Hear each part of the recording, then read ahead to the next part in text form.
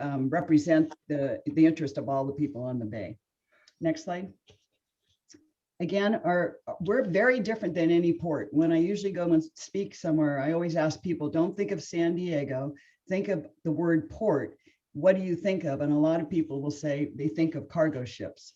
And what we have is we represent anywhere from manufacturing. We have NASCO, which is our only shipbuilder on the West Coast. We have marinas, yacht clubs, boat yards, yacht brokers, commercial fishing, sports fishing, hospitality that includes hotels, restaurants, harbor tours, trolley, cruise ships, and SEAL tours. I don't know what's happening with the slide right now. You can practice all you want and then stuff happens. Next slide. And then again, we have 5 cities that surround San Diego Bay, and there's 34 areas of, geez, I'll let her go through this so you can kind of look at it. There's 34 miles of waterfront, and then we have submerged lands, and most of those submerged lands are down in Chula Vista area. So it just kind of gives you a feeling of the port land, and the port land is everything that's in orange on that. Next slide. And then other than our 5-member cities, we have 7 commissioners. 3 of them represent San Diego, and the other ones have, the other 4 cities get one person that represents them. We have, this year, we have 2 new port commissioners, and we have a new port president. And in all the years I've been around the Port Tenants Association, anytime you just get one new president or a new commissioner, just one commissioner, it always creates havoc. But this year, to have so many new appointments at a time when we just had COVID, and at a time when the port's going through a master planning process, and then CARB has all their rules that they're doing for our environment. So we have a rocky road ahead of us. We did have some success in getting, because there was going to be 3 appointments for commissioners open, but we had some success in getting Rafael Castellanos, who represents San Diego, to get him reappointed, so we have some continuity. So that kind of just tells you the makeup of our port board. Next slide. And then we work in partnership with the port. Sometimes when you have a tenant and landlord situation, you work together. Sometimes you can fight like a husband and wife, or kids and a parent. I would say right now we're kind of in some tentative areas with the port, but for the most part, we participate on all the port committees, and our association marries up every committee. So we have a marketing committee, we have a maritime committee, an environmental committee, and such. And so we marry those, and we have our own meetings so that we can go back to the port and bring to their committee meetings some of the things that are important to us. Next slide. And then for those that didn't know, again, the port is California state lands, and it's a public trust for the people of California. And I think this is really important for them people to understand. It's really about water dependent uses, which you guys all being sailors, it's marinas and yacht clubs and that type of recreation, as well as commerce, our maritime cargoes coming in, and as well as our shipyards and our fisheries. So those are the critical things, and we're constantly trying to remind the port, especially now when they've gone so far on the environmental side, that they need to remember really what their Port Act is, and remember those water dependent businesses. Next slide. Looks like it's stuck. So this act was taken from 2017. Now this is all pre-COVID. We've had a lot of impacts from COVID, as I'm sure a lot of the people that are in business here have had the same. But in 2017, we had a 22% increase over 4 years. And one of the things that there's a couple areas in here, we had, during this time, we had growth in tourism and cruise passenger, which now we've had really been impacted with COVID. And we had some new hotels that were built, and that really helped us pre-COVID. But right now they've been impacted by COVID. And then we had an increase in maritime tonnage, and our shipyards continue to grow. And I will tell you, when we had 2008 and 2009, when we had the Great Recession, it's because our port is so balanced, and we want to keep it balanced, that we actually succeeded we actually came out of the whole recession better than any port across the nation. If you look at Long Beach and LA, they're really a container port, and they did not have these other opportunities that we have here on our port. And the next slide is just a direct impact. And you can see the direct impact. These are real jobs that we have. We had a 10% increase over 4 years. The port usually does these studies pretty much, well, every other year. They'll do a study like this, and I don't know when they'll be doing the next one because it would actually be due to do the study this year. So we'll probably wait a little bit after COVID and get back into a regular type of business. But you can tell that the port's fulfilling its mission as being an economic engine. There's lots of things we do on the environment. The port was the first port. They like to be the first port on everything, but they adopted a climate action plan in December of 2013 and to reduce greenhouse gases. And so we work hand in hand with the port of how we're going to be able to do those reductions. And they also have an environmental fund. You might have seen some of the projects that the port has funded, kind of like an incubator. So the boat wash, the famous boat wash is one of them that we had some issues with, but they wanted to try a boat wash out in the Shelter Island basin to see if they can somehow wash your boat so we don't so we can reduce the copper loading in the bay. So some of the projects they have are good. Some of the projects that they have gone by the wayside, but they do invest in an environmental program, and they get grant funding to do that. Next slide. And then on our side with the port tenants, we obviously, like I said, we work hand in hand with the port's climate action plan. We work hand in hand on the alternative boat haul stuff with the TMDL for copper. The port right now is creating, it's called the MCAS. It's the Maritime Clean Air Strategy Program. And that's really where they're looking at our cargo handling as well as our sports fishing boats. And they're going to be doing recreation soon too. CARB's come out with some new rules. They're doing an inventory on what are the greenhouse gas emissions for all boats that were on our waterfront. These are recreation boats. And then what they'll do after they do that inventory, they'll come back together and say, how are we going to do some reductions on those? Port Tenants Association has one of the largest water cleanups on our bay, and we usually have about 1,000 volunteers, and the volunteers go from anywhere from divers cleaning the bottom of the bay to boaters cleaning the top side of the bay, and then to landside operations on the side. And our shipyards and our boatyards, we have incredible, we have zero discharge. So we have, nothing goes into the bay. We also have recycling and water conservation. So it's pretty significant, the things that we have. And we have a great relationship with SDG&E. As we're trying to electrify our port, it's important to work with SDG&E to make sure that the rates that you're getting charged are not going to go up so that it makes it affordable. Next slide. And then one thing that I'm really proud of, in 2016, we applied for a grant from the California Energy Commission. And at the time, a lot of our tenants wanted to electrify, but they did not have the ability from their own small business to apply for the grant. This grant came across because the ports of Long Beach and LA, they went to the state of California and said, we need grants for ports. You're asking us to do all these things about changing to electric vehicles, but we need grants that are specific for ports. So the first year that the CEC came out with this grant, Long Beach, LA, Oakland applied, and our port didn't apply. They were not willing, at that point, they didn't want to apply on behalf of our tenants. So we worked with a company called the Grant Farm, which is now called Momentum, and they're a grant writer. And a lot of these people are born out of Sacramento area.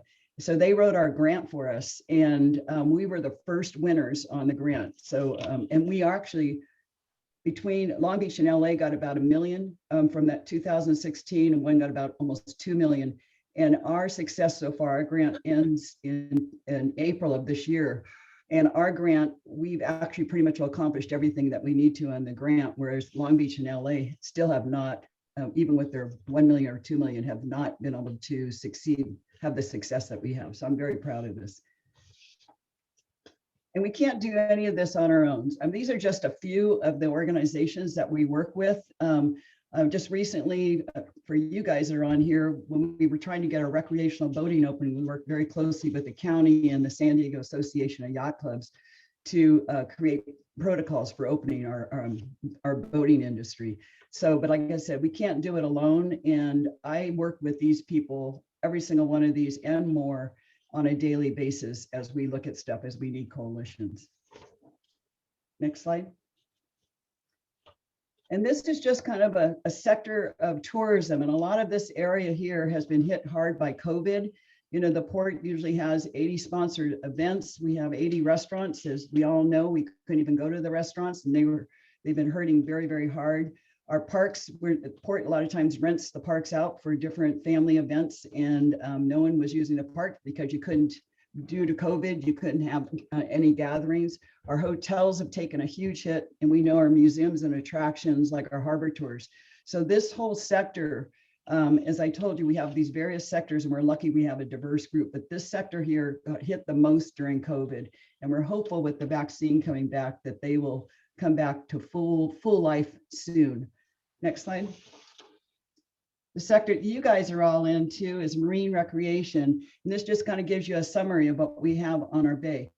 One thing that this marine recreation sector, they're all dependent on each other. So if you have a boat, you need a boat yard. You know, if you're going to buy a boat, you need someone to sell you a boat. So they're all kind of, if you want to teach someone to sail or you want to do some lessons like that, then you have a sailing school. And we have the world's largest sports fishing right here in San Diego. So, but they're all interconnected. And the port doesn't have a marine recreation sector, you know, like a department that you go to. Harbor Police is probably the closest to it. But what we always are kind of always letting the port know that this sector is critical. And this sector really has done, other than our sports fishing and harbor tours got hit pre-COVID, they were the ones to come out of it most quickly. And so, our marinas have been doing good. Our yacht clubs, our boat yards, our boat brokers. So we're really lucky to have this sector on our bay because of COVID, this sector actually, like I said, has done well. Next slide. And then this just gives you a sample of stuff that we work on. It seems like anytime, and this is just a few of the major events, but any single time there's a major event, usually the port has deep pockets. People always come to the port to try to sponsor an event. But I've had the privilege of working on those, and they're great events, and we're hoping to get some of those back this year. In fact, 4th of July, the plan is we're going to have a 4th of July this year. So the Big Bay Boom will be coming back on, and we're hoping to have a Baja Haha event as well. Next slide. Another area of interest for you guys is, and it bothers me because when we look at the Playa Anchorage, it's, we have all these boaters that, get a permit for the weekend that they're supposed to be there, and they do a no-show. We have the boaters that are outside the bay. Those are the ones that don't have a place to live, so they just stay out and outside the point. They seem to take up all the permits all the weekends. And then we have boaters that actually have a permit that don't show up. And so you might have 10 boats out there, and the port thinks they have 40 permits that are good to go. So what we've had the Port Harbor Police recently do, and they've done this over the last so many years, when they come out there, they go and check, they knock on your hall about 7:30 in the morning, saying, hey, you don't have a permit, you got to get out of here. And which is just wrong when you only have 10 boats and maybe 30 didn't show up. So we've asked the port to, when someone goes and gets a permit, that they need to reconfirm their permit the week before. And if they have not reconfirmed it the week before, that they can allow people on the wait list that actually can come in there. So the Harbor Police has a little bit of a hard time because they're doing some other work. They're kind of stressed with their own job. But recently we talked to the port's marketing department because they rent their parks out. And I said, it's no different than you do a campsite. When people have a campsite, if you go camping, you have to reconfirm that you're going to use your site. So they're in the process of doing a permitting process like that. And hopefully that will go into play within the next 6 weeks before we get to the busy summer months. And as we all know, there's a, we've been working for years on our daily load of copper in our yacht basin, but also there's other things that are being distributed in our bay. And some of that's coming over to the yacht club itself. And so we have worked with the port's environmental department, and we want to really make sure that they have the use of blue tabs in all of our anchorages, just like they do over in Catalina.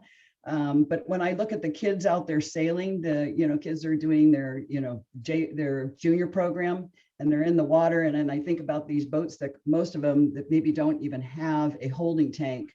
It just drives me crazy, because I paddleboard quite often in the yacht basin, and what I see sometimes, and I don't have a phone that I have because I don't want my phone to fall in the water, but there's obviously a lot of people that are not using their holding tanks, and so hopefully the use of these blue tabs will help correct that problem. We're also working on an illegal boat charter issue with the port. We have had a lot of startup companies, they advertise online that they're a boat charter, and we have people that are legal where they're paying the port their money, they have all their certification by the Coast Guard. And so we're trying to get rid of some of our illegal boat charters, and we're working on an ordinance with the port. And it's been about 5 years in the making of that. And as I said, we're hoping for 4th of July Big Bay this year, and we're hoping to have the Baja Haha events. And one other thing, it was Bob Vincent, who's a member of this of the cruising fleet. I don't know if he's on. Years ago, he came to me. He says, during 4th of July, can't we have more boats in the La Playa anchorage? And so we went over and talked to the Coast Guard, and the Coast Guard said, we're okay with it, but see what the port says. And so we went to the port, Harbor Police, and they said, okay, as long as you set up the markers. And all you boaters that what we've done is we do that for 4th of July, and the Port Tenants Association also hosts it for Labor Day weekend and Memorial weekend.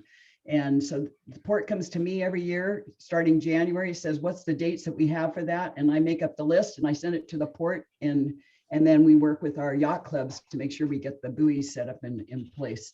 So it's a pretty cool thing that the port allows us to do and continues to allow us to do. We're trying to work with the Coast Guard to expand that anchorage a little bit. Those buoys have moved over the time. And so that's legislation that has to be changed. And so again, we always have conversations with the Coast Guard to see if we can enlarge that area just a little bit. And then you'll see when I talk about the Port Master Plan update, there's a water mobility plan for dock and dine as well. Next slide.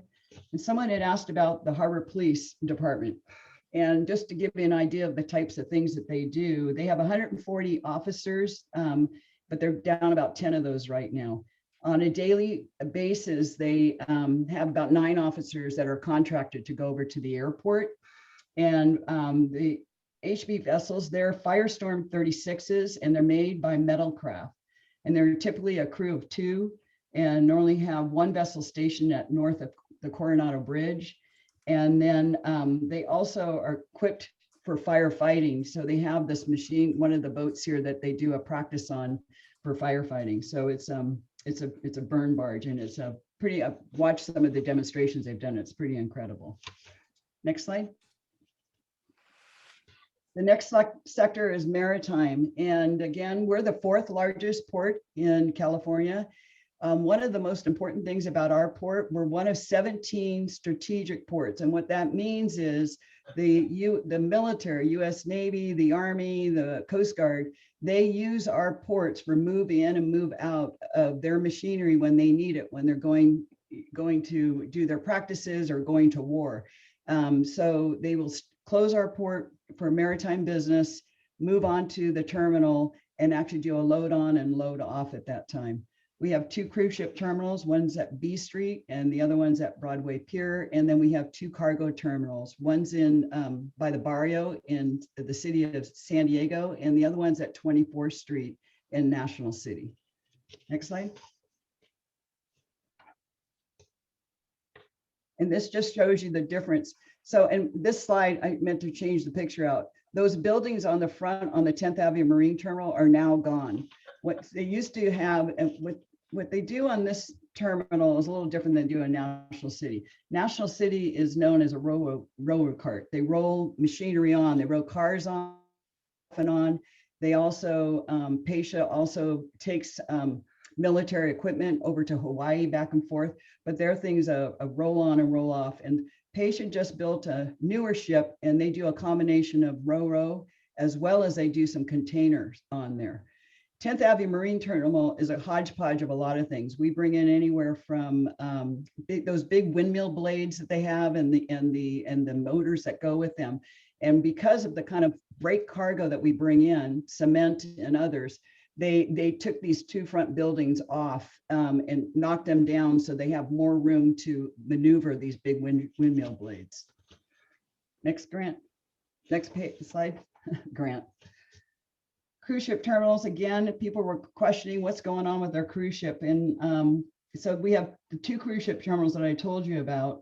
But right now there's the cruise vessels, as you all know, you see them sitting outside by the Hotel Del. In order to, the CDC's laid out some rules for them in order for them to open. One's to establish testing capabilities on board and conduct regular testing of the crew. And then they have to, number 2, they're going to have to conduct simulated voyages. And then number 3, they establish agreements between the cruise lines, the port, and the local health authorities. And then they have to obtain a conditional approval to restart cruising again. So the cruise ships out there, they're just in the first phase of doing that.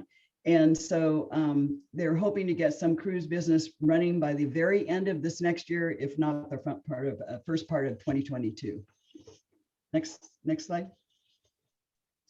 So part of maritime also is commercial fishing, and the commercial fishermen really took a hit during COVID. They had no place to sell their fish. All the restaurants were closed. One of the benefits that they did have is they opened this Dockside market, which was open several years ago. It's open from 8 to 3 every Saturday. And they also have an online service. You can do online buying from the Dockside market on Thursdays and Fridays. But like I said, having people be able to buy fish fresh right from them when they couldn't sell to the restaurants was a big help to them. Also at Driscoll's Wharf, they have Chewy's over there. They had where they're doing some direct sailing to our consumers, and they're actually looking at plans to expand that. Next slide. Now we kind of get into some of the developments. So these are some of our high profile projects that we have. As you all probably seen, Brigantine built their restaurant. There's 4 restaurants, actually 5 that are inside the Brigantine. And there's an area down by Seaport that's being developed. We also have at the South Embarcadero Park, the Summer Pops. And then we have a big development down in Chula Vista. And I'll go a little bit into each of these as we turn the slides. Next slide. The first one is Harbor Island. There's a redevelopment planned on the east part of Harbor Island. And they actually, let me see, I just lost my thoughts here. They had a competitive process in 2016.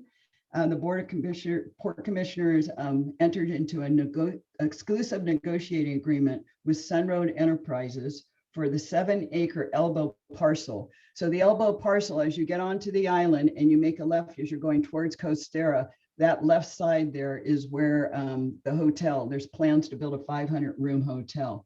The other sector, which faces Harbor Drive, that was supposed to go to Oliver McMillan, and of course that all went by the wayside when Oliver McMillan broke up.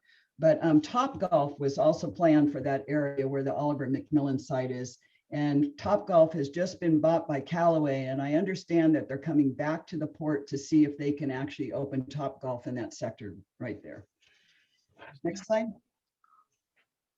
So the next 5 slides after this is Seaport Village, because there's a lot of plans for this development.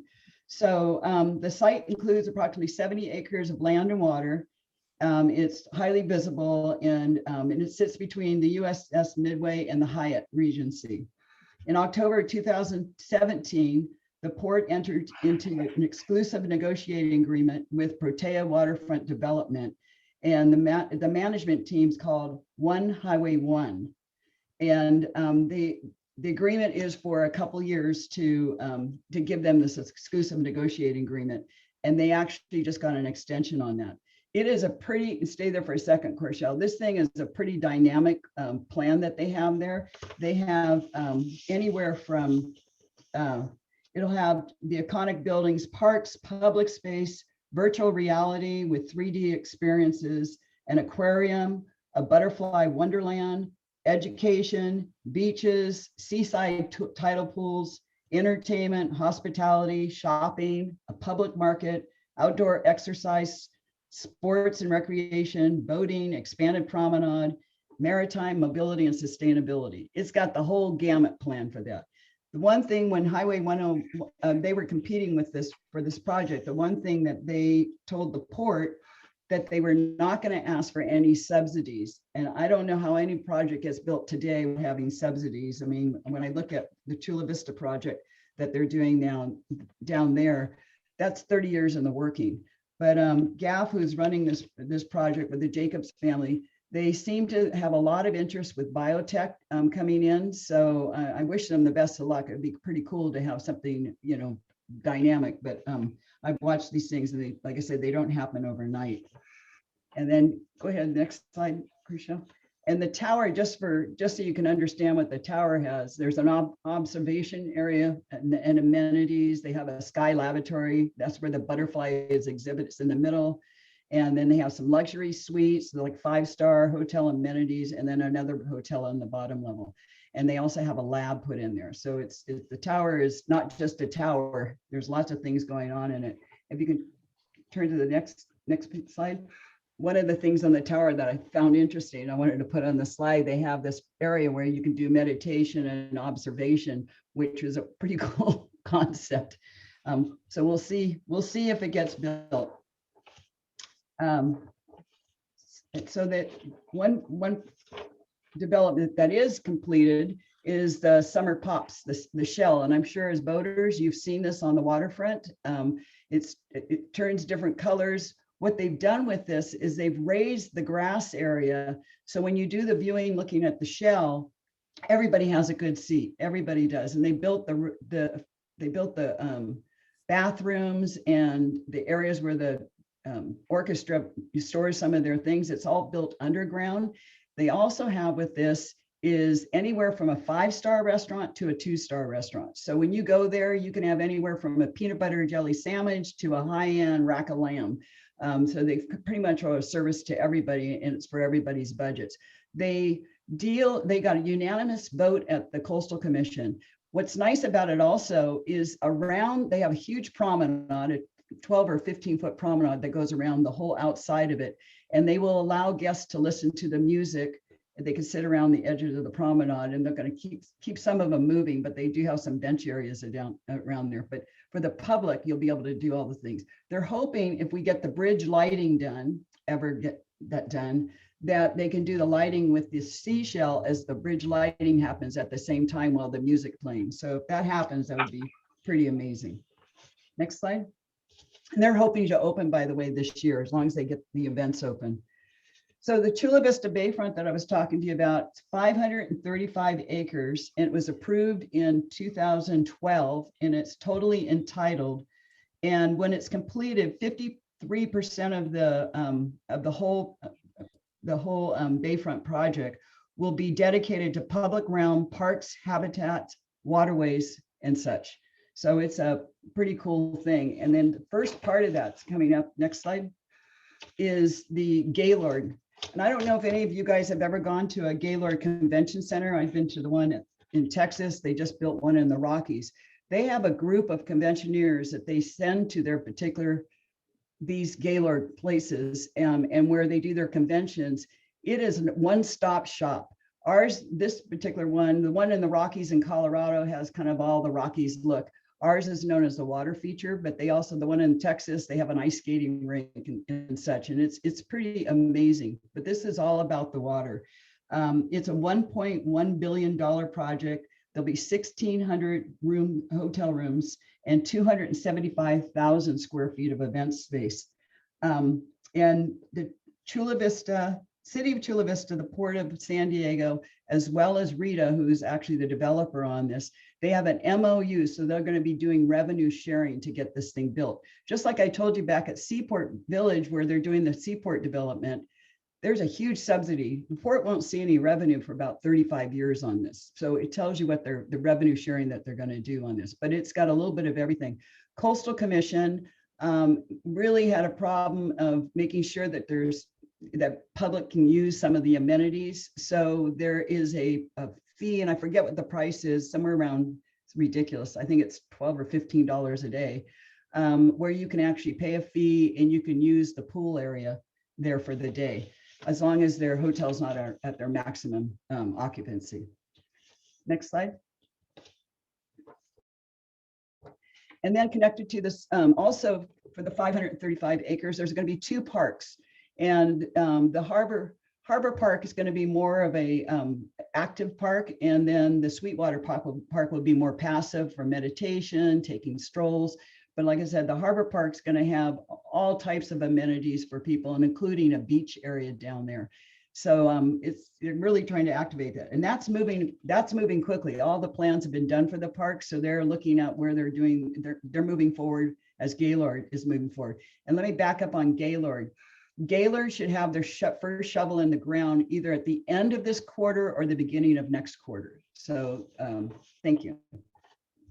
And then if you go to the next slide, one of the things that the Coastal Commission is constantly asking our hoteliers to make sure they have low-cost visitor serving amenities, and whether that's in their place. So we've been working with Coastal to kind of understand where those areas we want to build those, because if you look at the Harbor Island project, Sunroad Enterprises, there's nothing. You can have a low-cost visitor serving portion of your hotel, but there's no way to get there. So if a person is taking the trolley, the train, or whatever to get down there, and then when you look at the island itself, it's got high-end prices. So we've been kind of working with the port and saying, well, what can we do for low-cost visitor serving so we can subsidize what Sunroad needs to do?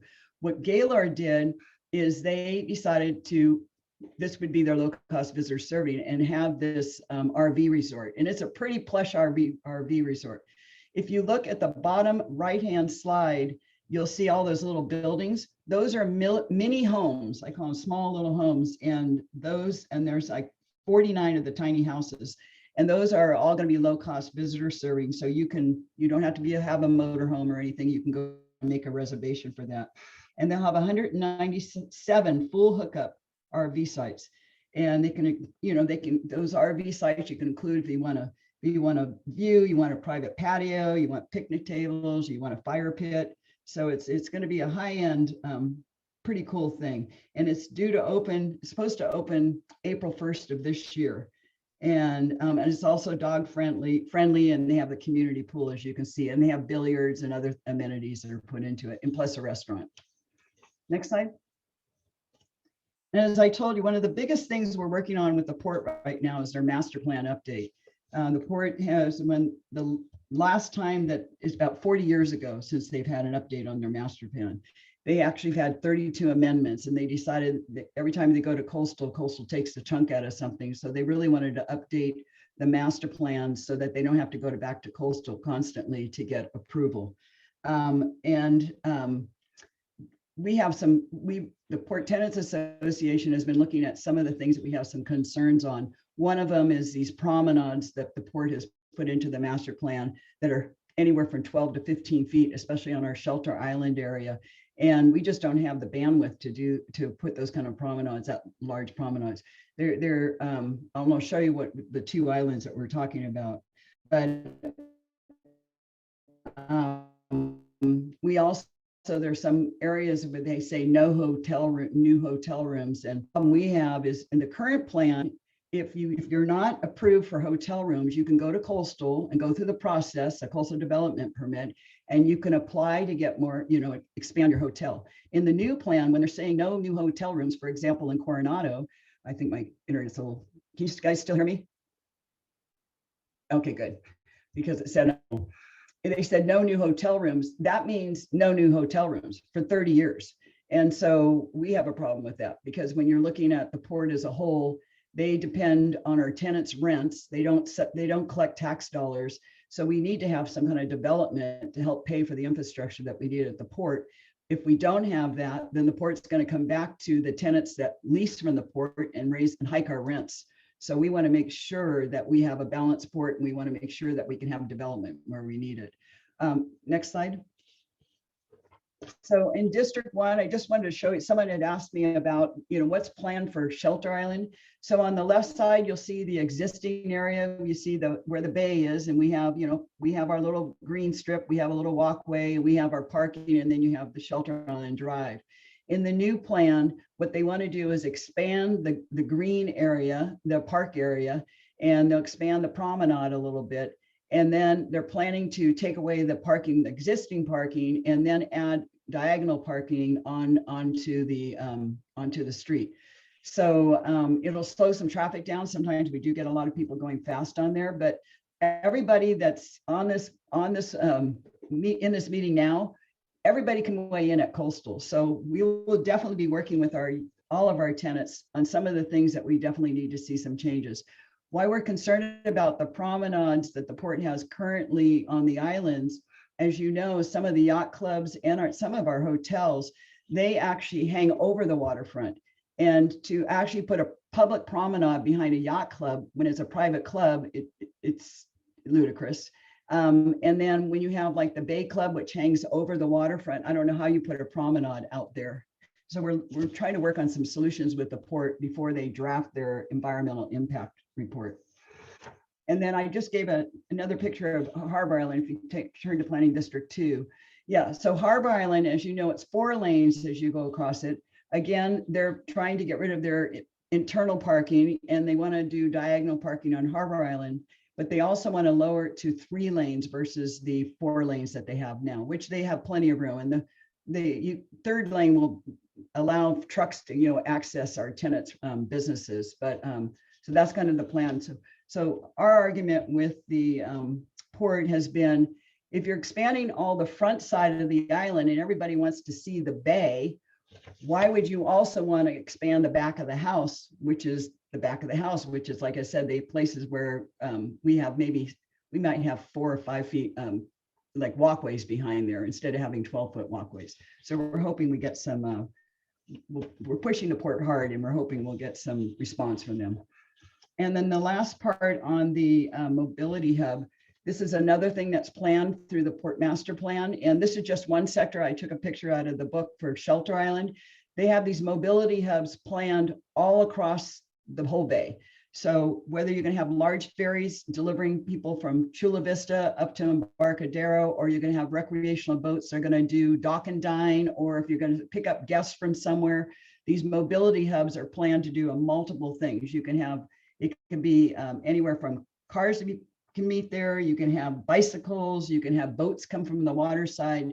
It's a kind of a multi-use mobility hub, but they have these planned throughout the bay. And part of it is to do some dock and dine as well. So that's it. That's my last page. I leave it to you guys if you have any questions. That's great, Sharon. Thank you. Sharon, I asked everyone to put their questions in a chat room there. I don't know if you have access to that. Maybe Corshell can give you access. Okay, so if you could just take it away on those questions, that'd be great. Okay. Back with the public participation. Oh yeah. So really on the Port Master Plan, what John Lon's talking about, some of these things that our association has some big problems with, like I said, building a promenade in the back of your yacht, the yacht club, is problematic, I think, for anybody that is a private club. We're going to need everybody to weigh in. So once our association comes up, with what we want to say to the port, we've written a couple different letters. We're going to see with these multiple meetings that we have now, we're going to make sure that we get at least our word in. But if we're not getting our way, every voice counts, put it that way. So if you have 1,000 people that say, no, no way, the Coastal Commission listens to that. You don't have to be a part of a company. So it's really, really, really going to be critical. The port did agree to keep the piers on the Playa. there because we had a huge turnout from the Point Loma groups, because the Coastal Commission was saying you have to pull those out, and then they said, or make them all totally public. And so the port did agree to do that and move forward with coastal. But as the port's drafting this EIR, we will definitely be working with everybody to say, here's the problems we have problems with, and it would be very, very helpful for us if you all can say the same thing, because like more voices makes a difference. I mean, I can speak on behalf of the association, say I represent, 800 businesses, but I'm still only one voice. They don't listen to it as much as individuals. So I really ask you to participate in that. And then how many, the port seems to think that our parking, one of the questions is how many parking slots are lost with the green spaces? The port seems to think that they'll still be able to have the same amount of parking spaces that they have today on at least both island areas by doing the diagonal parking. When they expanded the green and got rid of the big parking and put the diagonal in there, they seem to think that there's no net loss. I still haven't seen the numbers on that, but that's one thing that we're following up on. And it says, how do you make the islands accessible to the public if you take away parking?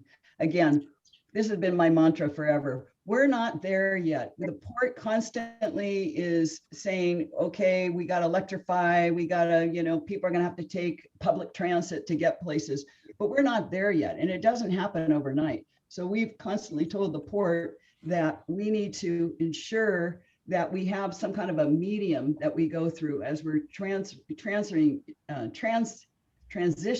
into using public, just public transit as a whole. This has been our biggest thing. The port wants to take all parking away.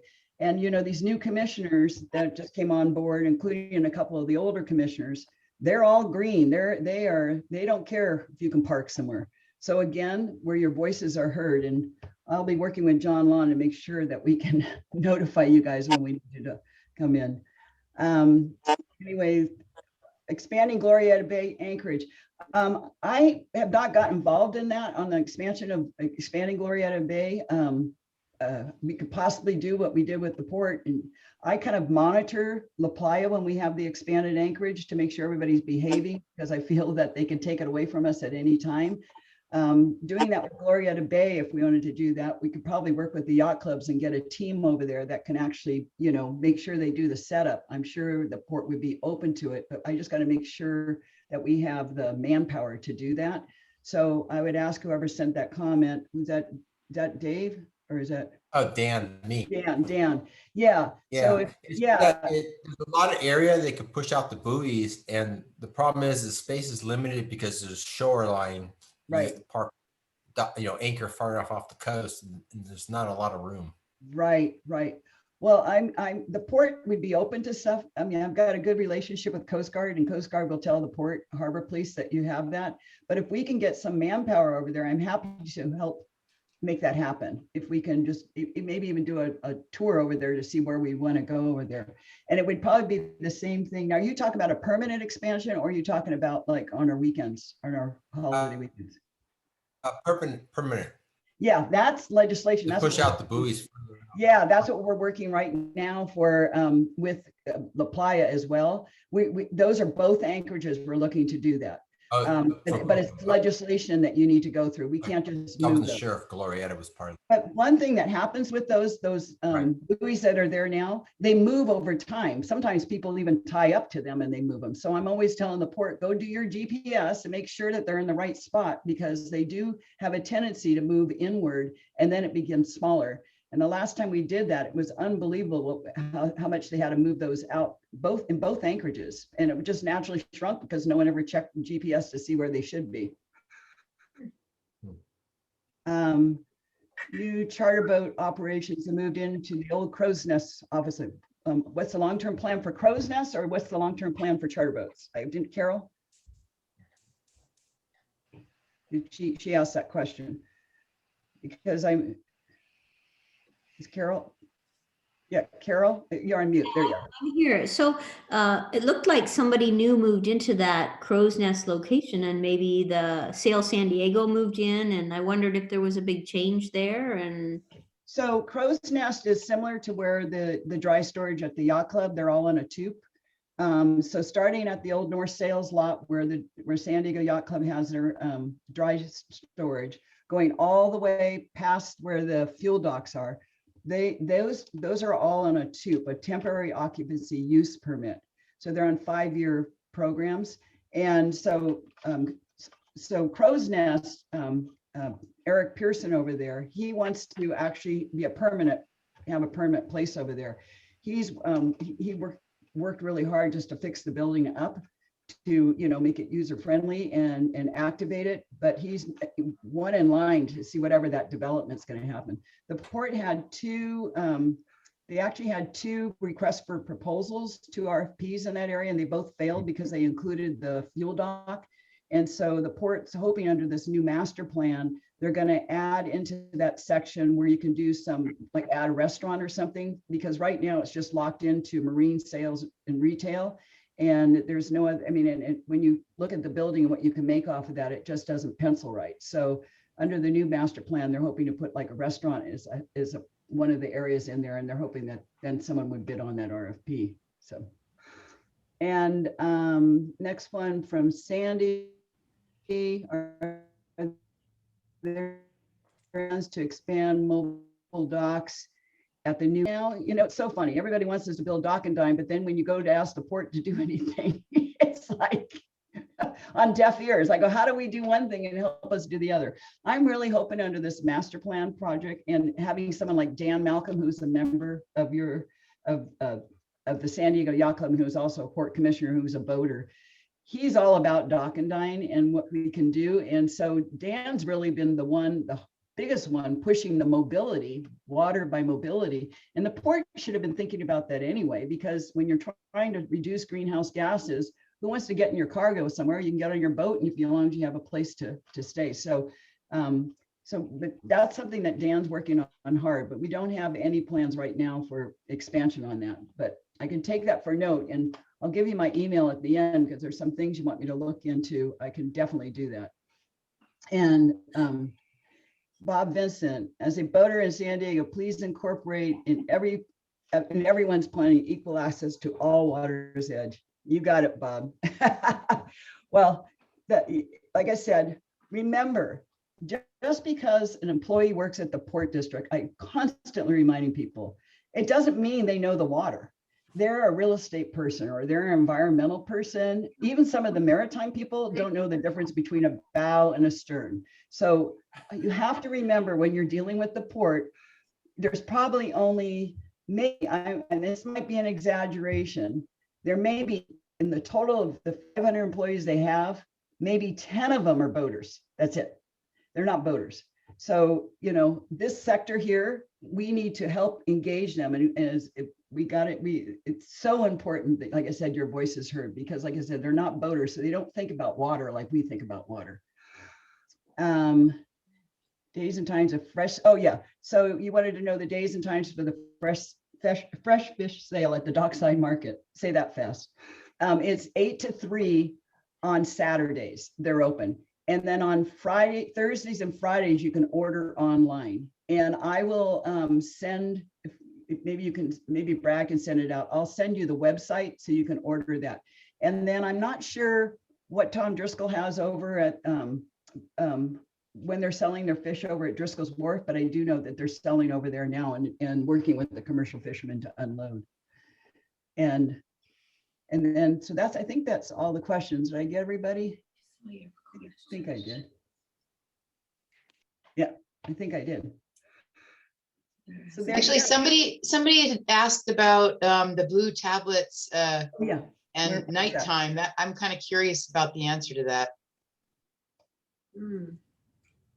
Oh, well, what you mean? What if they come in at nighttime? Yeah, it was one of the first questions. Like the blue tablets don't work at night. I missed that one. Well, first of all, I understand the newest tablets are not blue. They're an orange and they're fluorescent. So that's probably what the port's going to get. I just learned that through the Coast Guard the other day. That's the newest deal out there, probably because someone decided we have to invent that because someone comes out at nighttime and you can't see anything in the water. But it's supposed to be either a bright orange or a bright yellow, and it's fluorescent. So, which doing that at nighttime would be the worst time to do anything. But it's going to be a different color. Oh, there's Claudette's face right in the front of the computer. Like seeing all my friends. Is there any other questions? Sharon, thank you so much. That's a great presentation. It's fun to live in San Diego. So It is. Thank you for being there. And Coachelle, thank you for the slide rotations. John Long, thank you for the presentation intro. And with that, we will wish everyone a good evening. All right. Thank you for inviting me. Appreciate it. Thank you, Sharon. All right. Take care. Okay. Thanks, Bonds. Bye. Sharon, thank you very much. Thank you.